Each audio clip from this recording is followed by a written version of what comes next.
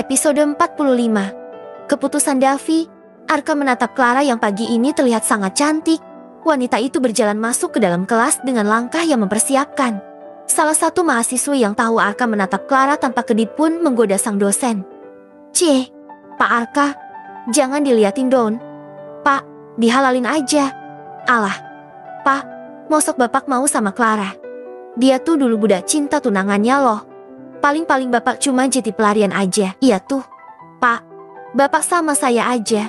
Kalau sama saya, Bapak pasti nggak akan nyesel." Arka menatap tajam ke arah beberapa mahasiswi itu. "Bukan urusan kalian. Yang jelas aku mencintai Clara tanpa syarat apapun. Meskipun dia punya masa lalu. Tapi aku masa depannya sekarang." Setelah mengatakan itu Arka pergi masuk ke dalam kelas. Arka menatap Clara yang juga tengah menatapnya. Wanita itu semakin membuatnya jatuh cinta setiap hari. Rasanya ingin segera menyegerakan pernikahan agar bisa setia saat menatap wajah cantiknya. Selama pagi, di pertemuan kita kali ini akan membahas tentang bagaimana caranya kita bisa membuat keputusan tepat agar bisa membuat bisnis semakin berkembang. Clara menatap sang kekasih yang terlihat begitu memikat.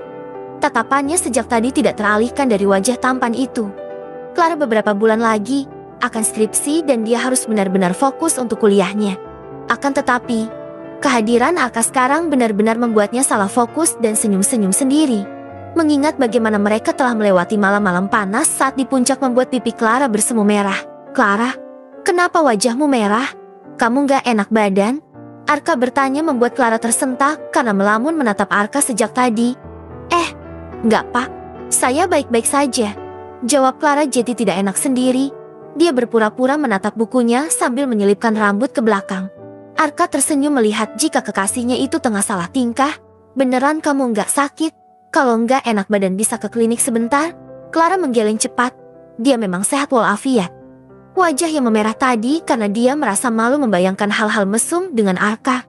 "Saya benar-benar baik-baik saja, Pak." "Baiklah kalau begitu. Kita lanjutkan materi pembelajaran kita."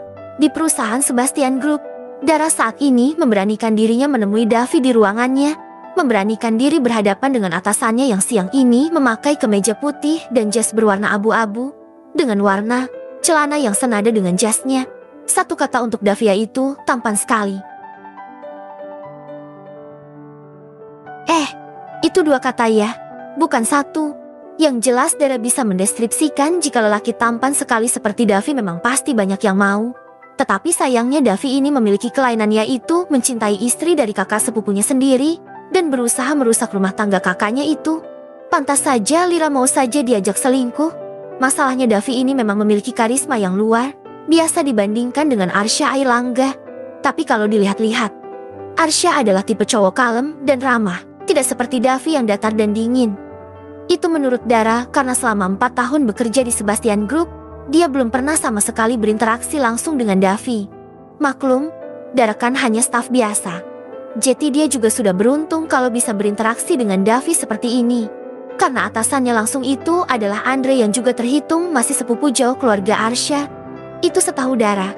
Kalau diperhatikan lebih jelas, Bapak Davi ini terlihat seperti opa-opa di drakor yang biasanya aku tonton. Batin Dara sedikit terpesona. Davi tahu jika Dara sedang menatapnya seakan meneliti. Pria itu berdeci dalam hati dan memberikan apresiasi kepada bawahannya satu ini tentang keberaniannya yang dengan terang-terangan menatapnya secara terang-terangan. Apa dia sedang mengolokku? Batin Davi tidak tahan ditatap seperti itu oleh Dara. Akhirnya Davi berdehem dan mengeluarkan suaranya. "Ada apa kamu menemuiku?" Pertanyaan Davi membuat Dara sedikit terkejut dan langsung membuyarkan lamunannya tentang kekagumannya pada bosnya ini. Dara berusaha memperbaiki duduknya dan menegakkan punggung agar terlihat lebih rileks. "Saya setuju dengan tawaran Bapak kemarin," ujar Dara tiba-tiba. Davi menaikkan sebelah alisnya sambil bersedekap dada. "Setuju untuk?" Dara benar-benar merutuki bosnya ini dalam hati. Apakah pria tampan itu lupa apa yang dimintanya pada Dara lusa itu? Jangan sampai Davi lupa dan Dara jadi malu sendiri karena sepertinya hanya dia yang ingat apa yang diucapkan oleh Davi waktu itu. Dara menarik napas dalam-dalam untuk mengisi rongga paru-parunya yang terasa menipis saking gugupnya untuk menerima lamaran Bapak tempo hari. Ya meskipun itu hanya main-main dan bukan untuk beneran, tapi saya berubah pikiran dan mau menerima, jawab Dara berusaha tenang. Dia yakin jika Davi tidak akan lupa dan kalau sampai lupa, Bolehkan Dara melempar orang tampan ini keluar gadung karena tidak berguna?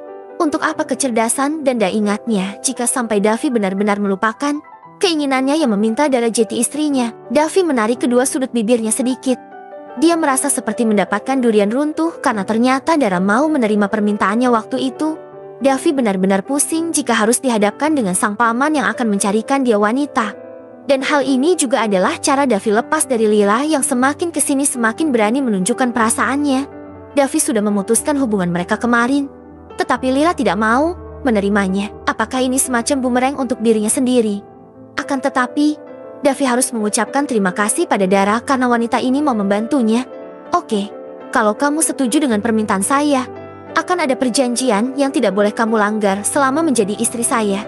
Nanti perjanjian kontrak nikah kita akan aku bikin dan berikan padamu kalau kamu memang benar sudah setuju, ujar Davi, melipat tangannya di atas meja. Dara menghembuskan napas lega. Ternyata pria itu ingat. Jadi sepertinya dia juga boleh bertanya mengenai keputusan Davi yang menurutnya sedikit gila ini. Oke, deal. Tapi sebelum itu, saya mau tanya pada Bapak, ucap Dara. Davi menyandarkan tubuhnya ke kursi dan memainkan jemari tangannya di atas meja. Silahkan, jawab pria itu. Kenapa harus saya? Tanya Dara mengacu pada keinginan pria itu yang ingin menjadikannya istri. Kenapa tidak wanita lain saja? Karena hanya kamu yang mengetahui hubungan saya dengan Lila. Saya tidak mau Lila dibunuh suaminya jika kamu bocorkan perselingkuhan kami, ujar Davi dengan suara yang datar. Dara melongo. Jadi maksud bapak saya hanya dijadikan tameng buat menutupi perselingkuhan bapak dengan Bu Lila? Bersambung.